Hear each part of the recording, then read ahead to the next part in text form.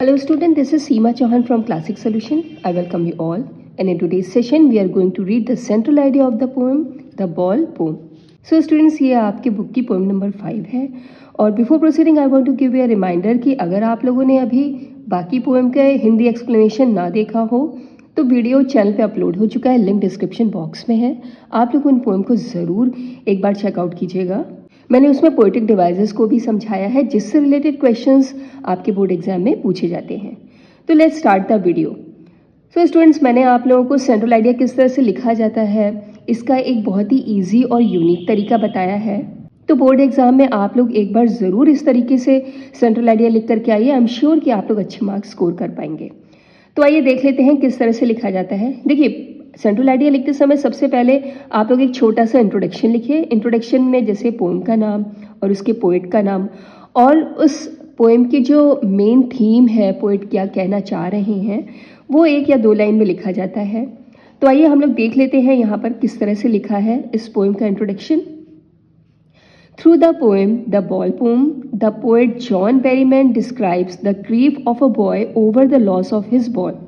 The ball poem के द्वारा जिसको कंपोज किया है या जिसके पोएट है जॉन बेरीमैन, वो डिस्क्राइब करते हैं the grief of a boy कि एक बच्चे का दुख over the loss of his ball, उसके बॉल के खो जाने पर, कि उसके बॉल के खो जाने पर एक बच्चा बहुत दुखी होता है।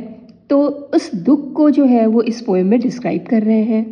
Ball which symbolises our family और फ्रेंड, और ये जो बॉल है ये सिम्बलाइज करती है, मतलब ये प्रतीक है किस चीज़ का, हमारी फैमिली और फ्रेंड का। This poem has no rhyme scheme, और इस पोएम की कोई भी राइम स्कीम नहीं है। तो इंट्रोडक्शन लिखने के बाद में अब हम लोग सेंट्रल आइडिया लिखेंगे, और सेंट्रल आइडिया में जो मेन बातें हैं जो पोएट उसमें कहना चाहता है, जो मैसेज देना चाहता है, उसे लिखा जाता है। तो आइए सेंट्रल आइडिया देख लेते हैं।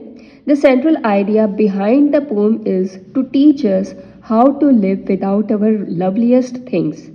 तो इस पोएम का सेंट्रल आइडिया हमें ये सिखाता है कि किस तरीके से हम लवलीस्ट थिंग्स, मतलब कि जो हमारी सबसे प्यारी चीज़ें हैं, जो प्रिय वस्तुएं हैं, उनके बिना हम लोग कैसे जीवन को जिएं। The boy loses a ball, एक बॉय जो है वो अपनी बॉल खो देता है। ही इज़ वेरी अपसेट, वो बहुत ही अपसेट है, बहुत उदास है। He can easily by another ball, वो बहुत आसानी से एक और बॉल खरीद सकता है। But more than money or the new ball, it is the pain of losing the old one that matters the most. तो वो बहुत आसानी से दूसरी बॉल खरीद सकता है, लेकिन उसके लिए जो मनी है और जो नई बॉल है वो इतना ज़्यादा इम्पॉर्टेंट नहीं है, इतना ज़्यादा मैटर नहीं करती है, जबकि वो दुख या दर्द जो उसकी पुरानी चीज़ खो जाने से उसे सबसे ज़्यादा है, वही बात उसके लिए सबसे ज़्यादा मैटर करती है, वही बात उसके लिए सबसे ज़्यादा इम्पॉर्टेंट है। The poet tells us that we should learn to deal with such a loss and start living our normal lives.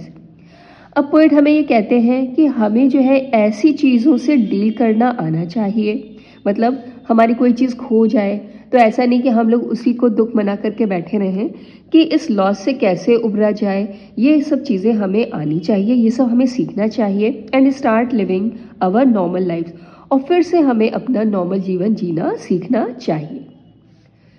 अब इसके बाद में लास्ट में हम लोग जो है इस तरीके से यहाँ पर ब्लैक पेन से जो भी इसकी जो मेन बात बताई गई है या कोई भी कोटेशन इस पोएम से रिलेटेड जो हम लोग कोई मेन बात इसमें बताना चाहते हैं वो हम लोग यहाँ पर लिख सकते हैं। आप चाहे ब्लू पेन से लिख के ब्लैक से अंडरलाइन कर दें या ब्लैक पेन से आप लोग लिख सकते हैं।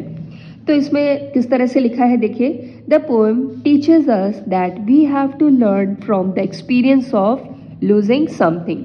तो ये पोएम हमें सिखाती है that we have to learn, कि हमें सीखना होगा from the experience of losing something. किसी चीज़ के खो जाने का जो अनुभव होता है, इस अनुभव से हमें कुछ ना कुछ ज़रूर सीखना चाहिए। So students, with this we have come to the end of this session. मैंने आप लोग को बहुत इजी लैंग्वेज में ये सेंट्रल आइडिया सिखाने की कोशिश की है। सो आई होप ये वीडियो आप लोग के लिए काफ़ी हेल्पफुल रहा होगा और इसे आप लोग अपने फ्रेंड के साथ में भी शेयर करें। तो चलिए बहुत जल्दी मिलते हैं नेक्स्ट वीडियो में, जहाँ पर हम लोग नेक्स्ट पोएम का हिंदी एक्सप्लेनेशन पढ़ेंगे। So thank you so much for watching my video.